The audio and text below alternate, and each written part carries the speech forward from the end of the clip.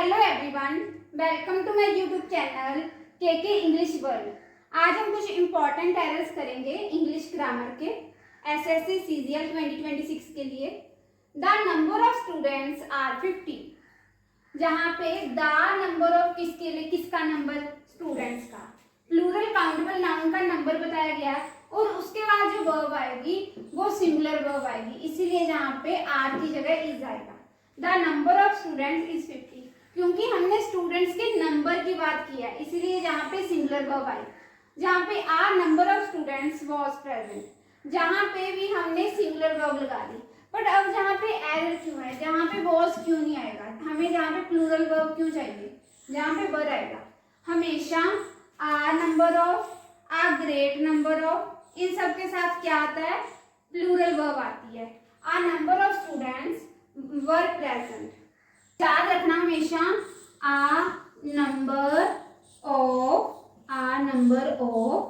के बाद plural countable noun हो तो उसके बाद क्या वर्ब आएगी, आ नंबर ऑफ के बाद प्लूरल वर्ब आएगी। अगर जहाँ पे आ नंबर की जगह द नंबर ऑफ हो, द नंबर ऑफ, तो क्या आएगा, प्लस प्लूरल काउंटेबल नाउन, उसके बाद कौन सी वर्ब आएगी, हमेशा सिंगुलर वर्ब आएगी। आ नंबर ऑफ के साथ a great number of, a large number of के बाद प्लूरल काउंटेबल नाउन और उसके बाद plural verb, the number of, उसके बाद प्लूरल काउंटेबल नाउन के बाद सिंगुलर वर्ब आएगी। हमने पीछे देखा था अगर आ नंबर ऑफ हो तो उसके साथ प्लूरल काउंटेबल नाउन के साथ अगर आ नंबर हो तो उसके बाद वर्ब कौन सी लगती है, प्लूरल वर्ब ही लगती है, प्लूरल। अगर द नंबर हो, द नंबर ऑफ और उसके साथ प्लूरल काउंटेबल नाउन हो तो कौन सी वर्ब लगती है, सिंगुलर। अगर अनकाउंटेबल नाउन हो, अनकाउंटेबल को तो हम काउंट ही नहीं कर सकते, उसका तो नंबर बता ही नहीं सकते, इसीलिए अगर हमने अनकाउंटेबल नाउन के साथ हम क्या लगाएंगे, अनकाउंटेबल नाउन के साथ क्या लगता है, अनकाउंटेबल नाउन के साथ लगता है या तो लगता है अमाउंट ऑफ या फिर लगता है क्वांटिटी ऑफ, क्वांटिटी ऑफ। और इसके बाद जो वर्ब आती है, इसके साथ वर्ब आती है सिंगुलर वर्ब,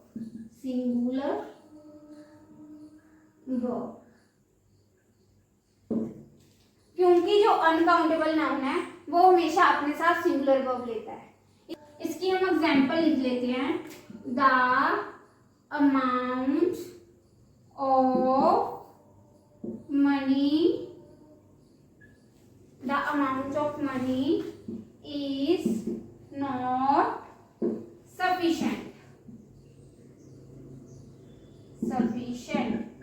जो मनी है ये अनकाउंटेबल नाउन है, अनकाउंटेबल नाउन के साथ मैंने द अमाउंट ऑफ यूज किया क्योंकि इसके साथ नंबर तो आएगा नहीं, क्योंकि इसको, इसीलिए अनकाउंटेबल नाउन के साथ आएगा अमाउंट ऑफ और इसके बाद जो वर्ब आएगी वो हमेशा सिंगुलर वर्ब आएगी, क्योंकि अनकाउंटेबल नाउन के साथ हमेशा सिंगुलर वर्ब आती है।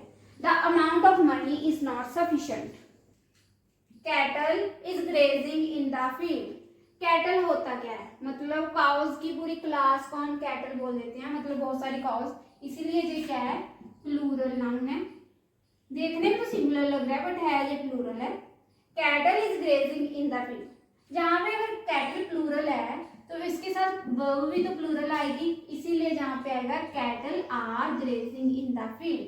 ऐसे बहुत सारे नाउन होते हैं जो दिखने में तो सिंगुलर लगते हैं बट वो होते प्लूरल है और उनके साथ हमेशा लगती भी प्लूरल वर्ब है। कौन से ऐसे होते हैं, एक तो हमने देख लिया कैटल, मतलब बहुत सारी काउज होती हैं उनको कैटल बोल देते हैं। और क्या हो गया, कैवलरी। कैवलरी क्या होता है, जो सोल्जर्स हॉर्सेस पे होते हैं। उसके बाद इन्फेंट्री। इन्फेंट्री क्या होता है, जो सोल्जर्स पैरों पे चलते हैं, इन्फेंट्री। और उसके बाद पोल्ट्री। पोल्ट्री क्या होता है, हैंस और डक्स को हम पोल्ट्री बोलते हैं। और मतलब बहुत सारे बच्चों को हम चिल्ड्रन बोलते हैं, इसके साथ भी प्लूरल वर्ब लगती है। और पुलिस, एक पुलिस वाला होता है, हम पुलिसमैन बोलते हैं ना, बहुत मतलब अगर बहुत ज्यादा पुलिस वाले खड़े हो तो हम बोलेंगे पुलिस। ये सारे क्या है, प्लूरल नाउन है। और अगर ये प्लूरल नाउन है, इसके साथ वर्ब भी क्या लगेगी, प्लूरल वर्ब लगेगी। और क्या होता है, पुलिस हो गया, पीपल, पीपल को भी हम प्लूरल नाउन में ही मानते हैं। इन सब के साथ प्लूरल वर्ब लगती है। As I have worked hard, I am confident to pass with flying colors. मैंने इतना हार्ड वर्क किया है कि मैं कॉन्फिडेंट हूँ कि मैं अच्छे मार्क्स से पास हो जाऊंगा। फ्लाइंग कलर्स मतलब अच्छे मार्क्स से, अच्छे नंबरों से। As I have worked hard, I am confident के साथ हमेशा ऑफ प्रेपोजिशन लगती है, मतलब फिक्स्ड प्रेपोजिशन है कॉन्फिडेंट ऑफ। अगर ऑफ प्रेपोजिशन है, प्रेपोजिशन के बाद कोई वर्ब आती है तो वो आईएनजी फॉर्म में आती है। तो जहां पे आएगा I am confident of passing with flying colours, जहां पे वर्ब की first form plus ING. Preposition के बाद अगर कोई वर्ब आती है तो वो आईएनजी फॉर्म में आती है। फिर हम देख लेते हैं कि इवर टू के साथ वर्ब की फर्स्ट फॉर्म भी तो आती है, बेस फॉर्म।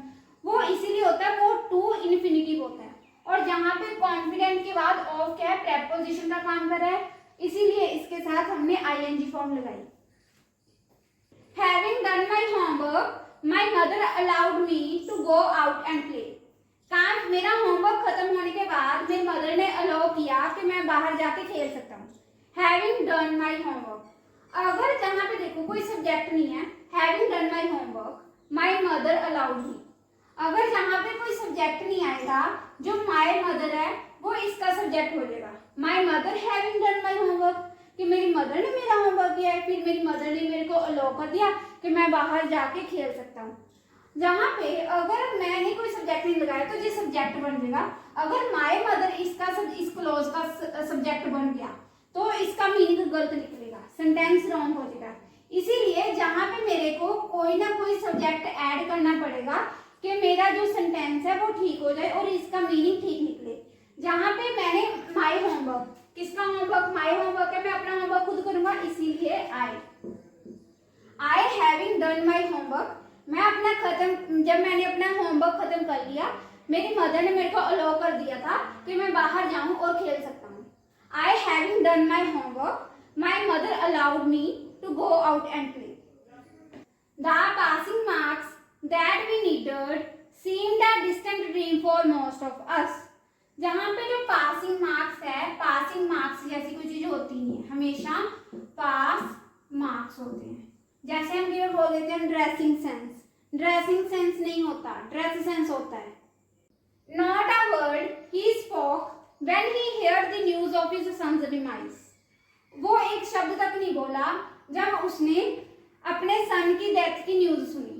जहां पे not a word, not negative आगे लग गया ना सेंटेंस के, अगर सेंटेंस के आगे नेगेटिव आ जाए, नेगेटिव कोई भी वर्ड आ जाए तो जो सेंटेंस है वो इन्वर्जन केस में आ जाता है। जहां पे not a word he spoke, जहां पे अगर not a word negative word है ना, जहां पे फिर इन्वर्जन आएगी। मतलब अफर्मेटिव में क्या होता है कि पहले सब्जेक्ट होता है फिर उसके बाद वर्ब होती है।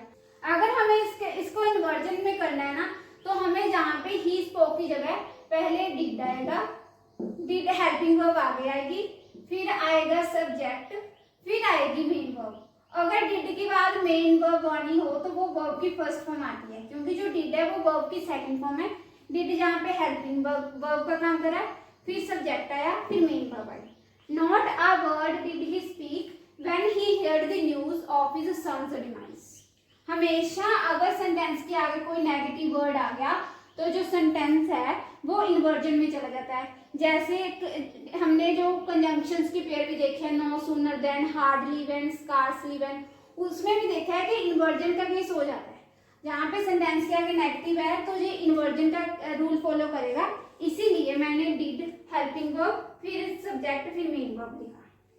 बहुत सारी ऐसी एडवर्ब्स भी होती हैं, जैसे एडवर्ब ऑफ प्लेस हो गई, उसमें भी इन्वर्जन का केस आता है। For example, under a tree was seated